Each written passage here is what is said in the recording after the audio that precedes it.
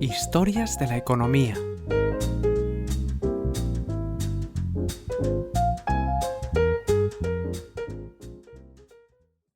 Episodio 42. Cuando Rusia vendió Alaska a Estados Unidos. El peor negocio de la historia.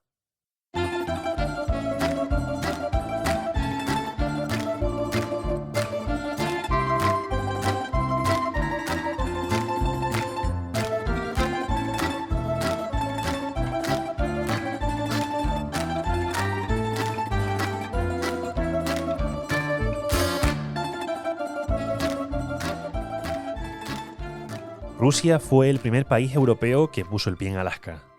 Los primeros grupos, principalmente cazadores, llegaron a comienzos del siglo XVIII y pocas décadas después llegaban las primeras expediciones de comerciantes de pieles. Estos ya se asentaron en la región y comenzaron la colonización, que se culminó a finales de siglo. La relación inicial con los nativos era cordial. De hecho, a ellos les compraban la piel de nutria, quizás la más preciada de las joyas que ofrecía el territorio en aquel momento. Con el paso del tiempo, las cosas se fueron complicando, sobre todo por el abuso de la caza de nutrias, que acabó exterminando al animal en muchas zonas. A esto se le sumaron algunos problemas de convivencia que no supieron resolver y que acabaron derivando en enfrentamientos armados, la expulsión de los nativos, división de las familias, esclavitud y muchos muertos entre los locales. Tampoco ayudó el asesino silencioso que acompañaba a los rusos, las enfermedades europeas, desconocidas en la región, y contra las que los locales no estaban inmunizados. El 80% de la población aleutiana, por ejemplo, falleció por este motivo. Por aquella época llegaron también misioneros y clérigos de religión ortodoxa que se perpetuó en el país a lo largo del siglo XIX y que es responsable de las huellas rusas más visibles en la Alaska contemporánea.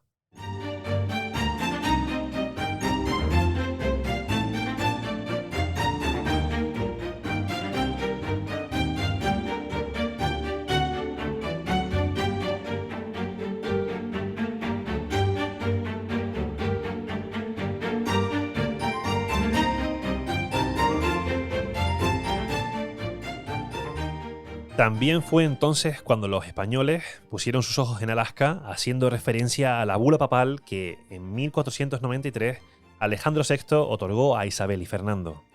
Durante décadas enviaron varias expediciones navales, algunas de las cuales incluso llegaron a entrar en contacto con los rusos. La más atrevida fue la de Bruno de Seta, que en 1775 trató de consolidar las reclamaciones españolas en el Pacífico Norte. Uno de sus barcos, el Sonora, entró en la isla de Nootka y reclamó formalmente la región como parte de España. Ese movimiento acabó derivando en 1789 en la crisis de Nootka, que a punto estuvo de provocar una guerra entre España y Reino Unido. Aquel año, varios barcos británicos entraron en aguas reclamadas por España, por lo que fueron capturados por la Armada. Londres exigió una compensación, pero Madrid se negó y llegaron a prepararse para el enfrentamiento bélico e incluso reclamaron la ayuda de sus respectivos aliados. Sin embargo, la sangre no llegó al río y se resolvió pacíficamente en la Convención de Nootka, un acuerdo que supuso una gran victoria comercial para Reino Unido y desencadenó el inicio de su dominio sobre el Pacífico.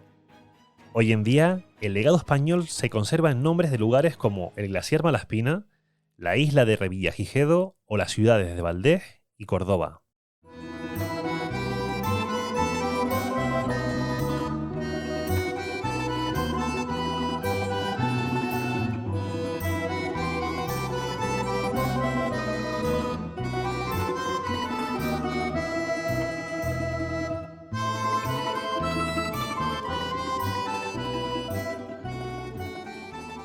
Pero volviendo a Alaska y a los rusos, el cambio de siglo no les sentó nada bien. A pesar de algunas victorias militares, los clanes locales nunca dejaron de hacerles la guerra y los esfuerzos que hicieron nunca fueron suficientes para colonizar la región por completo. De hecho, la población rusa nunca llegó a superar las 700 personas en su momento álgido. A pesar de las riquezas del territorio, donde ya sabían que además había oro, y lo caro, complicados y peligrosos que eran los viajes, no llegaron a convencer a más rusos para que se trasladasen. A eso hay que sumarle que la Compañía de la Bahía de Hudson, canadiense, se estableció en la frontera sur y nunca llegó a respetar las limitaciones establecidas, castigando el monopolio ruso del comercio de la región. Entre unas cosas y otras, el control de los rusos sobre Alaska se fue debilitando cada vez más. Y llegamos así a mediados del siglo XIX, en el que Rusia se encuentra en una difícil situación financiera. Está metida en la guerra de Crimea, que le está obligando a hacer importantes esfuerzos de guerra y no puede prestar atención a lo que pasa en Alaska. Los más allegados del zar empiezan a deslizar la idea de que lo mejor es abandonar la región, ya que Estados Unidos quiere conquistar todo el continente y les podría quitar las tierras fácilmente sin obtener nada a cambio.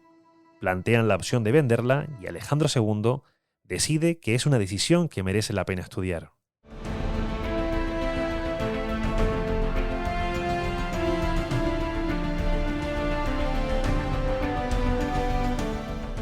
Las conversaciones comenzaron a mediados del siglo XIX, pero la Guerra de Secesión frenó las negociaciones. Tras el final del conflicto, estas se retomaron y alcanzaron su punto álgido en marzo de 1867, cuando el zar envía a su ministro en Estados Unidos a negociar con William Seward, el secretario de Estado. En tan solo una semana cierran el acuerdo. Estados Unidos pagaría $7,2 millones por Alaska. El precio, que equivaldría a unos $130 millones actuales, menos de lo que cuesta fichar hoy a un futbolista estrella, era económico incluso para los estándares de la época. La bandera de Estados Unidos fue alzada el 18 de octubre de 1867 y, una curiosidad, la necesidad de cambiar del calendario juliano al gregoriano, junto con el cambio del uso horario, provocó que los residentes tuvieran 2 viernes seguidos. Pasaron del viernes 6 de octubre al viernes 18 de octubre. A pesar de que Estados Unidos estaba en pleno proceso expansionista y que llegó a acuerdos similares para hacerse con otras regiones, como Luisiana o Florida, había muchas dudas entre los ciudadanos, que consideraban que era un paraje helado. De hecho, parte de la prensa atacaba al acuerdo denominándolo la locura de Seward, la nevera de Seward o el jardín del oso polar de Andrew Johnson.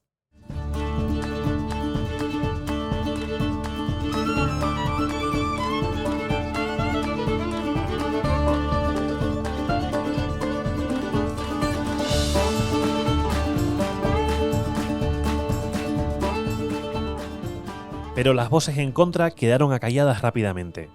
Pese a las décadas de dominio ruso, era una tierra prácticamente sin explorar.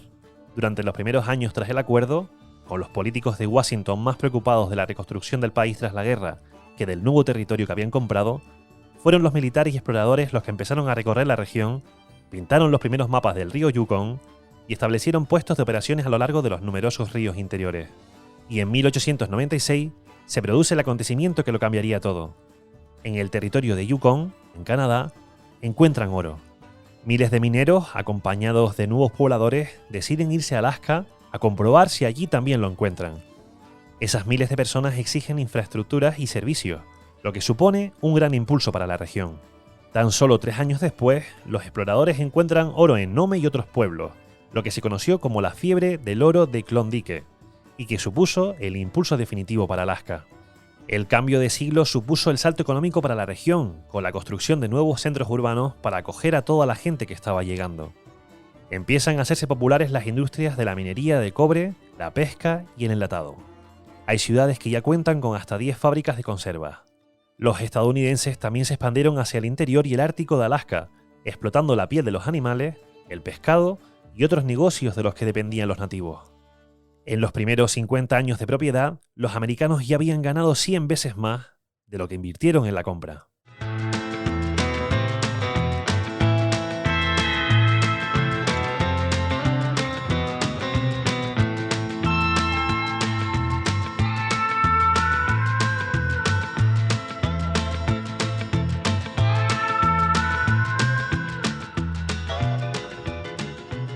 La Segunda Guerra Mundial y los comienzos de la Guerra Fría reflejaron además la importancia estratégica y geopolítica de la región.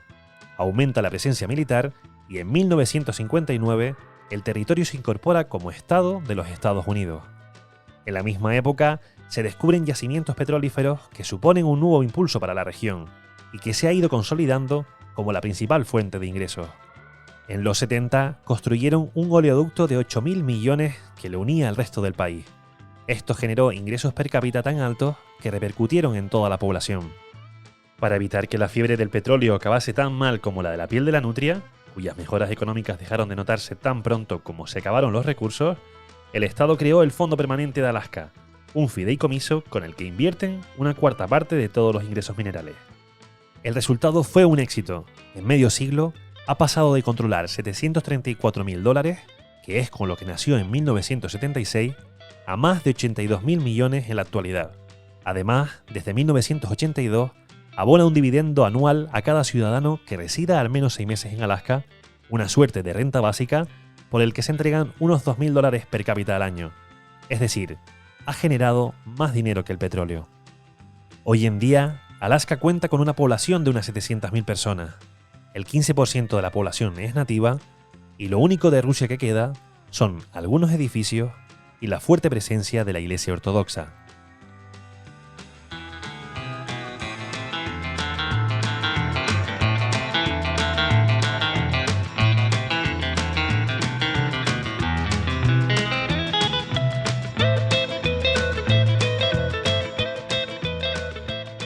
La edición sonora de este capítulo es cosa de Remo Vicario. De la adaptación del texto se ha encargado Javi Calvo. Les ha hablado Adrián Ruiz.